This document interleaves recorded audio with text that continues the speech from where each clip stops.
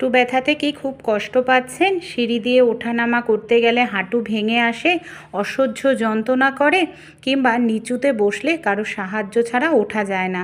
অনেক সময় দেখা যায় এই যে আমাদের হাঁটুর নিচের মাংসপেশিতে প্রচণ্ড পরিমাণে খিঁচ ধরে, টান ধরে, আর গোড়ালিতেও ব্যথা করে ঘুম থেকে ওঠার পর। এই ব্যথার থেকে বাঁচতে আমরা কি করি? পেন কিলার খেয়ে থাকি। তাই পেন কিলার আর খেতে হবে না। একবার এই ঘরোয়া রেমেডিটি ব্যবহার করুন, দেখবেন ব্যথার থেকে খুব সহজেই আপনারা আরাম পাবেন। রুটি বেলতে গেলে অনেক সময় দেখা যায় হাতের কবজিতে অসহ্য ব্যথা করতে থাকে আমাদের। তাই এই ঘরোয়া রেমেডি যদি অ্যাপ্লাই করতে পারেন, কোনো রকম ব্যথার ওষুধ খেতে হবে না, প্রাকৃতিক উপায়। আমাদের বাড়িতে আশেপাশে খোঁজ করলেই যে পাতাটি পেয়ে যাবেন বন্ধুরা, সেটা হলো পেঁপে পাতা। এই যে পেঁপে পাতা, এই পেঁপে পাতা কিন্তু ব্যথা কমাতে ভীষণ সাহায্য করে। এখানে বেশ কিছুটা পরিমাণ পেঁপে পাতা নিয়েছি। অবশ্যই পরিষ্কার করে ধুয়ে নেবেন, যাতে পাতাতে কোনো রকম পোকামাকড় বা নোংরা না থাকে, সেটা খেয়াল রাখতে হবে। এইভাবে আমি ছোট টুকরো করে ছিঁড়ে নিলাম। এবার কি করব, পেঁপে পাতাটাকে একটু ভালো করে থেতো করে নেব, যাতে রসটা ভালোভাবে বের হয়। এই দেখুন, আমি এখানে ভালো করে থেতো করে নিয়েছি পেঁপে পাতাটাকে। এবার আমি কি করব, এখানে একটি পাত্র নিয়ে নিয়েছি, পাত্রের মধ্যে থেতো করে নেওয়া পেঁপে পাতাটাকে নিয়ে নিলাম। এবার আমি নিয়ে নিচ্ছি বন্ধুরা রসুন। ব্যথা কমাতে কিন্তু রসুন দেখবেন ভীষণ উপকারী বন্ধুরা। কারণ সে যত পুরনোই ব্যথা হোক না কেন, হাঁটুর ব্যথা, কোমর ব্যথা, বাতের ব্যথা, বহু পুরনো যুগ ধরে চলে আসছে রসুন দিয়ে ব্যথা কমানো। কারণ রসুনের মধ্যে এমন কিছু গুণ থাকে যেটা বহু পুরনো বাতের ব্যথাও কমাতে ভীষণ সাহায্য করে। এখানে যেখানে পেঁপে পাতাটা গ্রেট করে নিলাম, এখানে রসুনটাকে নিয়ে ভালো করে আমি এইভাবে গ্রেট করে দিলাম, যাতে রসুনটার রস ভালোভাবে বের হয়। কিছুটা পরিমাণ কালো জিরে দেব ব্যথা কমাতে। কালো জিরে কিন্তু ভীষণ উপকারী প্রাকৃতিক একটি উপাদান, যেটা আমাদের প্রাকৃতিকভাবে ব্যথা কমাতে সাহায্য করে।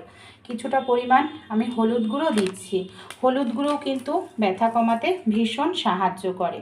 এবার এর মধ্যে আমরা দিয়ে দেব বেশ কিছুটা পরিমাণ সরিষার তেল। সরিষার তেলটা দিয়েও খুব ভালো করে মিশিয়ে নেব। সরিষার তেলের পরিবর্তে এখানে কিন্তু আপনারা তিলের তেল বা রেড্ডির তেল ব্যবহার করতে পারেন। কিভাবে এটাকে ব্যবহার করতে হবে চলুন দেখে নিই। এবার দেখুন, একদম লো ফ্লেমে আমি এটাকে বসিয়ে দিয়েছি। 2 থেকে 3 মিনিটের জন্য খুব ভালো করে ফুটিয়ে নেব। 2-3 মিনিট খুব ভালোভাবে ফুটে উঠলেই কিন্তু এখানে আমাদের তেলটা রেডি হয়ে যাবে। আর এই তেলটা সহজে নষ্ট হয় না, অনেক দিন রেখে আপনারা কিন্তু ব্যবহার করতে পারবেন। যখন দেখবেন এই পাতাটা একদম নরম হয়ে এসছে, পাতার থেকে আরও বেশি পরিমাণে তেল ছাড়তে শুরু করেছে, তখন বুঝবেন এটা পুরোপুরি রেডি হয়ে গেছে।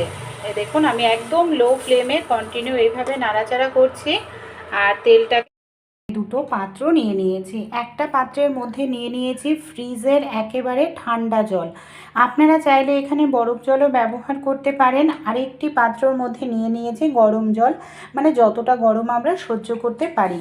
আর যে পাত্রের মধ্যে আমি গরম জল নিয়েছি, সেই পাত্রের মধ্যে সামান্য পরিমাণে নুন দিয়ে ভালো করে মিশিয়ে নিচ্ছি।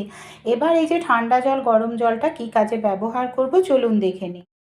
আমাদের ব্যথা হোক না কেন বন্ধুরা, হাঁটুতে, কোমরে কিংবা বাতের ব্যথা, এইভাবে একটি কাপড় নিয়ে নিন। সবার প্রথম কাপড়টাকে গরম জলের যে পাত্রটা, তার মধ্যে আমি ডুবিয়ে নিলাম। এবার কি করব, ওই কাপড়টাকে চলুন দেখে নিই। যেখানে আমাদের ব্যথা হাঁটুতে বা কোমরে, সবার প্রথমে গরম সেঁক দিতে হবে। এইভাবে আপনারা 10 থেকে 15 মিনিট বারবার কাপড়টাকে গরম জলের মধ্যে ডুবিয়ে নিন, যতটা গরম সহ্য করতে পারি। আর ব্যথার জায়গায় এইভাবে গরম জলে সেঁক দিন। 10 মিনিট গরম জলে সেঁক দেওয়া হয়ে গেলে তারপর কি করব, এই যে ঠান্ডা জলের মধ্যে কাপড়টাকে ডুবিয়ে নেবে। একদম ফ্রিজে ঠান্ডা জল নেবেন, ঠান্ডা জলে সেঁক দেবেন। একবার গরম জলের সেঁক 10 মিনিট, একবার ঠান্ডা জলের সেঁক। এইভাবে যদি মাংসপেশিতেও ব্যথা হয় সেঁক দেবেন। গরম জল ঠান্ডা জলে সেঁক দিলে রক্ত চলাচল ভালো হয়, নার্ভ সচল হয়, ব্যথা কমতে সাহায্য। এই যে আমি তেলটা তৈরি করে নিয়েছি, এই তেলটা আপনারা এইভাবে তৈরি করে নেবেন। তেলটা কিন্তু অতিরিক্ত বেশি দেওয়া যাবে না, অল্প দিয়েই তেলটাকে তৈরি করতে হবে। এই তেলটা নষ্ট হয় না, আপনার 5-6 মাস রেখে দিতে পারেন। যেখানেই ব্যথা কিভাবে অ্যাপ্লাই করবেন, হাঁটুতে ব্যথা হোক কিংবা কোমরে ব্যথা, তেলটাকে উষ্ণ গরম করে নিতে হবে। একেবারে কিন্তু ঠান্ডা তেল দেওয়া যাবে না। ব্যথার জায়গায় এইভাবে উষ্ণ করে গরম করে নিন আর খুব ভালো করে আপনারা ব্যথার জায়গায় মালিশ করতে থাকেন।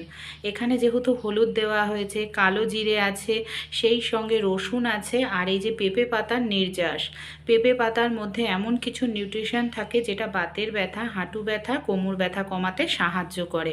আর এই তেলটা দিয়ে 10 থেকে 15 মিনিট মালিশ করতে থাকুন।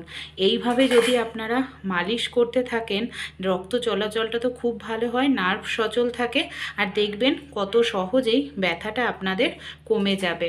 অনেক সময় মাংসপেশিতে খিঁচ ধরে, এই তেলটাকে তৈরি করে রেখে দিলেন, এই সামান্য পরিমাণ, অল্প একটু নিলেই হয়ে যাবে, সামান্য পরিমাণ একটু তেল নিয়ে এইভাবে মালিশ করতে পারেন।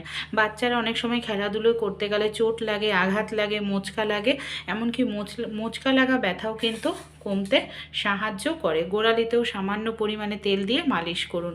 ঘরোয়া এই রেমেডিটি ট্রাই করুন। আশা করছি ব্যথার ওষুধ আপনাদের কিনে খেতে হবে না, ব্যথা খুব সহজেই